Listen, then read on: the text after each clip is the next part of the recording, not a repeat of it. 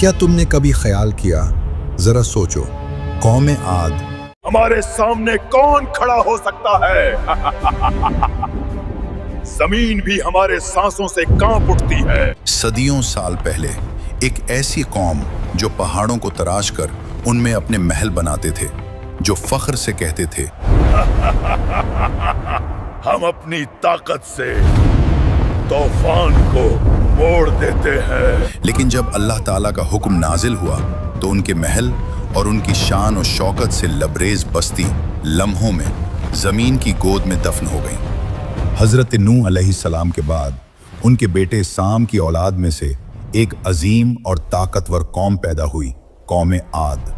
ये लोग मौजूदा यमन और ओमान के दरमियान फैले हुए सुनहरी रेत के खत्ते अहकाफ के इलाके में रहते थे। इन्हीं रेत के सीनों पर उनका शहर इराम खड़ा था, एक ऐसा शहर जिसे कुरान ने खुद जातुल इमाद कहा, यानी ऊंचे ऊंचे सुतूनों वाला शहर। उनकी इमारतें बादलों को चीरती हुई आसमान से बातें करती थी। उनके जिस्म फौलाद की तरह सख्त, पहाड़ों जैसी ताकत, कद बादलों को चूमती थी। वो कहती थी, हम पर हुक्म चलाने वाला आज तक दुनिया में कोई पैदा न हुआ और न कभी हो सकता है।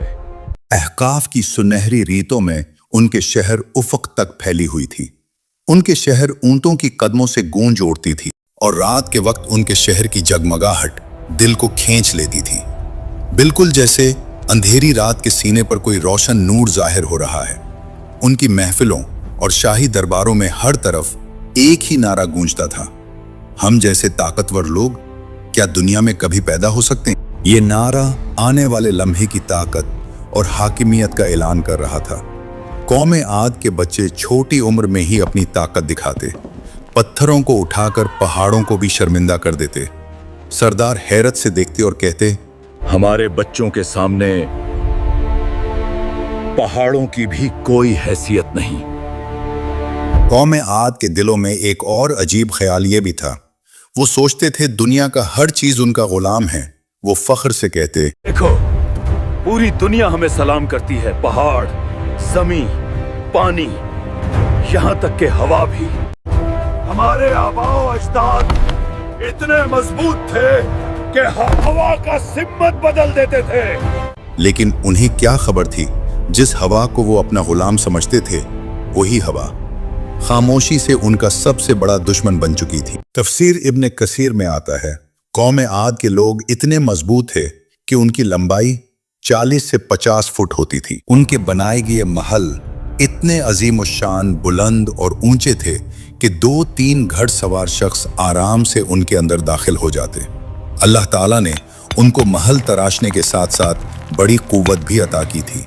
उन पर नेमतों की बारिश बरसाई गई। उनके बागात देखकर इंसान हैरान रह जाते।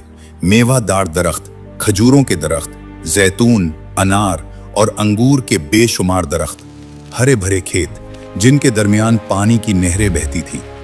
कोई सोच भी नहीं सकता था कि ये बागात, ये नेमतें कभी उनसे इनकार भी कर सकती हैं। वक्त गुजरने के साथ साथ तकब्बुर और घमंड बढ़ता गया। अल्लाह ताला की नेमतों के ऊपर शुक्र अदा करने की बजाय ये लोग तकब्बुर में और ज्यादा मुब्तला होते गए। ऐसे हालात में अल्लाह ताला अपने पैगंबर हजरत हूद अलैहिस्सलाम को भेजा।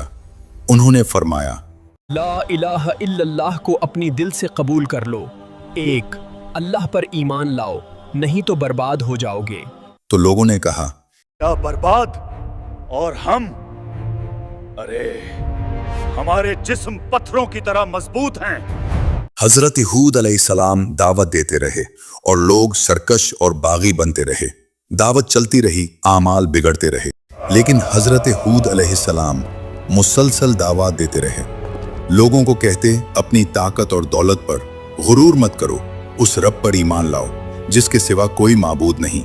लोग कहते, ए हूद, क्या तू ये चाहता है कि हम अपने आबाओ अजदाद के दीन को छोड़ दें और तेरी बात पर यकीन कर लें?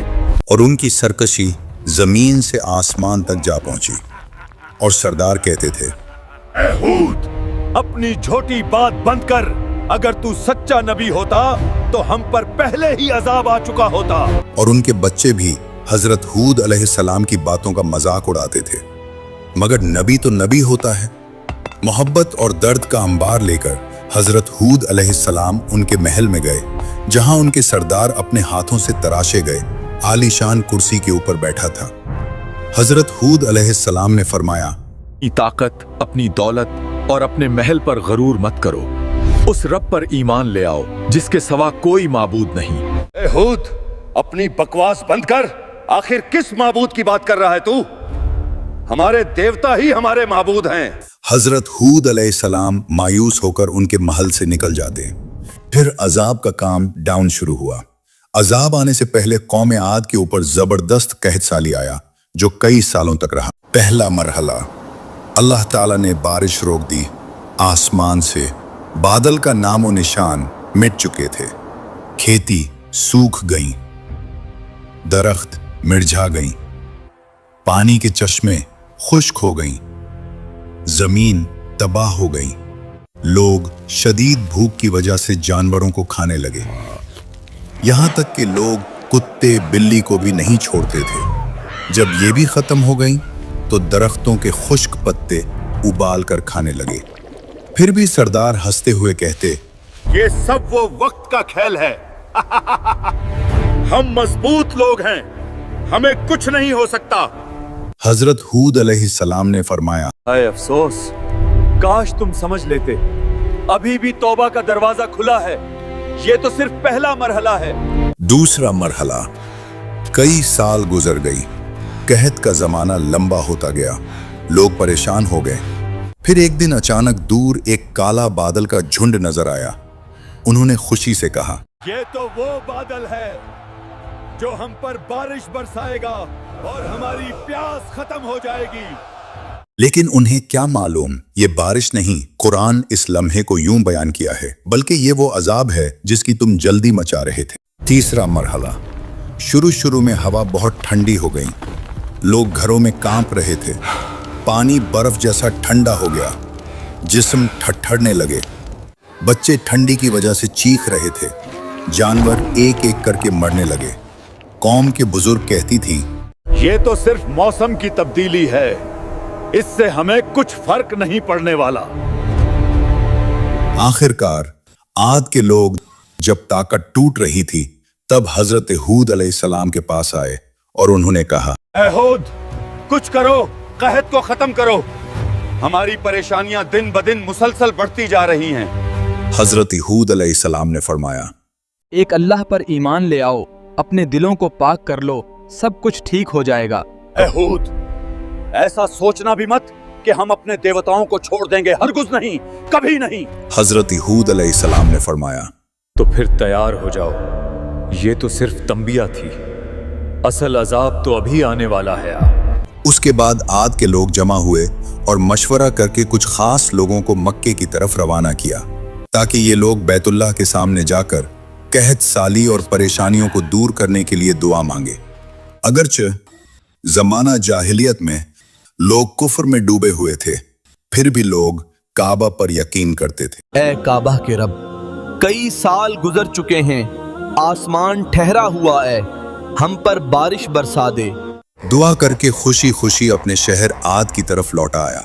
लेकिन उनको क्या मालूम, आसमान की तरफ से बारिश नहीं, हलाकत का फैसला उतर चुका है। अल्लाह ताला ने आसमान में 3 अजीम बादल उठाए, एक काला, एक सफेद, एक सुर्ख। आसमान से आवाज आई, ए कौम आद, इनमें से किसी एक को भी चुन लो।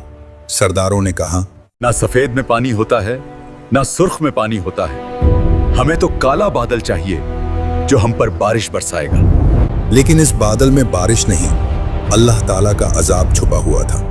आहिस्ता आहिस्ता पूरे शहर में छा गया।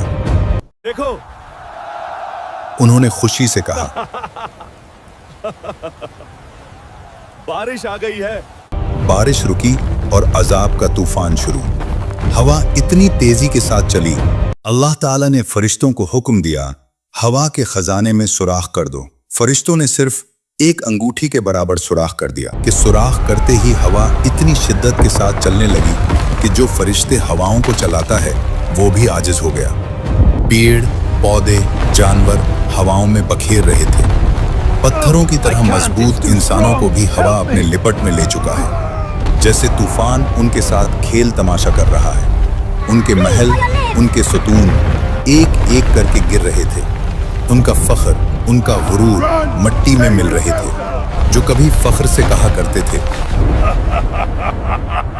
हम अपनी ताकत से तूफान को मोड़ देते हैं, अब ये लोग मट्टी में मिल गए। कुरान में आता है 7 रातें 8 दिन तक कौम आद पर अजाब का तूफान मुसलसल जारी रहा। अजाब के बाद उनके शहर खजूर के खोखले तने की तरह वीरान पड़े हुए थे। जो कभी पहाड़ हिलाने का दावा करते थे, अब उनकी हालत देखिए, कैसे जमीन पर बेजान पड़े हुए हैं। रिवायत में आता है हजरत हूद अलैहिस्सलाम बचे हुए ईमान वाले साथी को लेकर इस बर्बाद होते हुए शहर से निकलकर मक्का या यमन की तरफ रवाना हो गई। ये कोई कहानी नहीं बल्कि हकीकत है जो कुरान में मौजूद है। जुल्म कितना ही पावरफुल हो, आखिर अंजाम हलाकत है। अगर आद की कहानी पसंद आई तो ये चैनल आपका है। चैनल को सब्सक्राइब करें और कमेंट में अपनी राय बताएं। अल्लाह हाफिज।